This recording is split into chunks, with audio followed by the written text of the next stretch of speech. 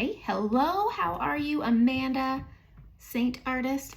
We're gonna do something a little different. I took something out of my palette. I took something dark out of my palette. I took my contour out because I wanted to try something different. So right now I'm color correcting my redness, and I have been using Suede lip liner to correct the melasma spots on my face. And I got this idea while I was correcting the other day. So I'm using the blend brush on the fluffy end and I'm going into Suede. And lately I have just been camouflaging my melasma by draping it up and around over all my little frecklings, I'll call it. We'll call them freckles. They're not, but I'm gonna call them freckles. And so I've been camouflaging, which is different from correcting because I'm going around the area, not correcting directly on that one spot, like when I do my under eyes or when I do my aspen. So I'm camouflaging it, and I was looking at it and I was like, gosh, I really like how this looks just kind of draped around. I wonder how Suede would look as a contour. So we're gonna try it today. I've never done it, and I thought, why don't I try it on a tutorial, and if it works out, I got a great tutorial. If it doesn't work out, it goes in the trash. And that's how a lot of tutorials work. A lot end up in the trash. I can't tell you how many times I've tried and failed and deleted. And that's okay. Trial and error, trial and error. Okay, it's raining, it's pumpkin patch day in the rain, so this is the look I'm going for. All right, so I'm gonna go to my detail brush and I'm gonna put on my main highlight, which right now is Sandy. And I'm gonna pull this back.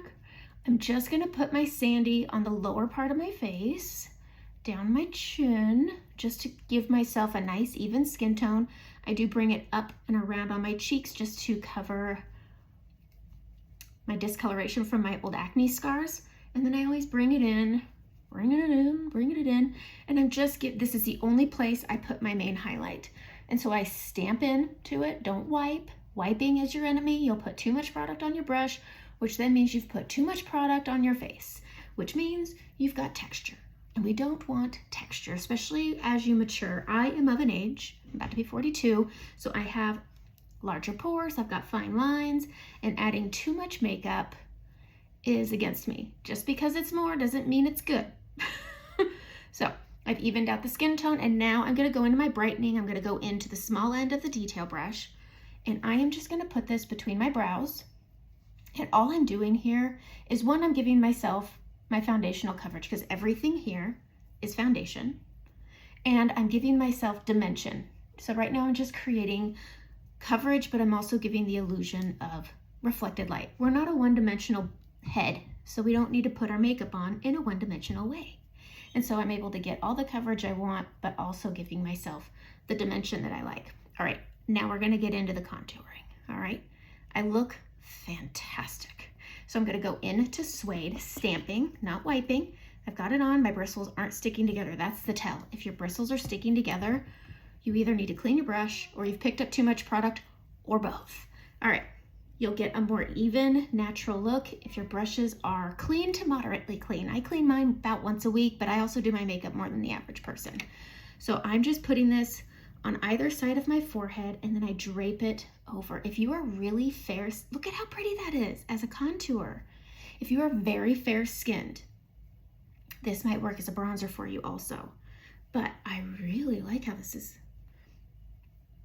working out. Okay, I'm gonna pull that brightness back into it just to even it out. Look at that, it's a good looking forehead. I always start on my forehead because then I like build the confidence. All right, I'm gonna go in on the side here, and we're gonna go down the sides of my nose, just like that. And then I'm gonna just stamp it around, just like that. I have a high point right here on my nose, so I have to be extra careful. This is the part where I was worried it might not work out because it looks cool toned here.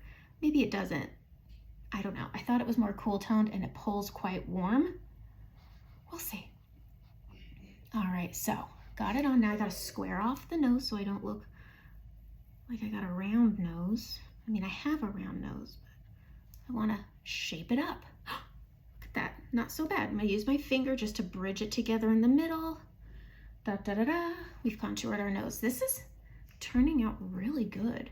Okay, so the nice thing is I'm gonna put my contour where my melasma is, and I use this to camouflage my melasma. So this might be the best idea ever. So we're just draping this up. I always give myself lift here. This is great if you have a round face, if you have a short face, maybe a square face. I don't know. I don't even really know what shape my face is, so who am I to say anything? But you angle it up. If you have a longer face, go straight in. And I always like to say when you're first getting into it, just hang back here. Don't necessarily bring it down until you've really gotten a chance to get to know your makeup, because it is different. Seint is cream-based, highly pigmented, and I mean, they're tins, they're not liquids, they're not in a tube, a bottle, and so it is gonna be different than what you're used to doing, so play with it. Make makeup fun again. That's all this is. When I first started using Seint, I was excited to do my makeup because I like playing with makeup. That's just who I am. You know, not everybody's like that, but I really like going right here just to chisel the back out. I like playing with makeup, so when I first started using it every day, I got to try something new and play, and it was just fun again. And you're a grown-up, and you get to have fun still. Okay, I'm really liking this. Ooh, okay. I'm gonna go and switch to my bronzer and just bronze up a little bit, going back to that blend brush. I'm gonna put some right up here. I always warm up my forehead a little bit, and then the tops of my cheekbones. Right here and right here. And it is fall, it is a pumpkin patch day, so we're gonna stick to some good pumpkin patch colors. I always bring my bronzer down to the apples of my cheeks. I don't know why, I like the way that it looks. And that's all that really matters. Gonna grab a little more bronzer, dab, dab, and then blend. This is just gonna bridge my neck to my face because my neck is always lighter than my face. Okay, get taffy. You only have a couple more days. Taffy, get it, okay? If you think your collection is complete, you're wrong. Get taffy. You're wrong. I'm getting sassy and I'm using my middle finger. It's purely coincidental. So I'm gonna go up right here because I have a little melasma spot that comes in right there. Put a little bit of taffy over it. Then I'm gonna go into sandstone. I'm gonna pop this up. A little more, pop this up. I'm gonna take my blend brush on the fluffy end and I'm gonna smile and I'm gonna start blending the sandstone. I had to think about that. And then I'm gonna bring it to the taffy and they just come together. So taffy is an all-season color. Nobody ever believes me. It's an all-season color because, well, one, it's your only chance to get it. It might come out during the holidays, there's no guarantee. And it goes with every blush. So if you put something on and you're like, that's too much, like saffron and sangria and sandstone and black cherry, you can pair it with taffy and it tones it down without compromising your makeup. Isn't that pretty? I know, get taffy. Okay, now we're gonna go back to the brightening. Look at how nice this is working as a contour. We're gonna go into Versailles, not taffy. We're gonna put it on the small end of the blend brush.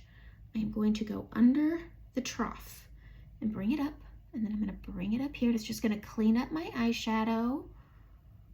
I will list the colors of my eyeshadow in the description because I did not make a tutorial today because I am in a hurry. I was challenged. Somebody said I couldn't do my makeup and tutorials quickly, and I said, challenge accepted. I'm going to bang out 2, but I'm going to do a lip tutorial. So in the next couple days, that'll pop out. And I'll probably include taffy. So get taffy.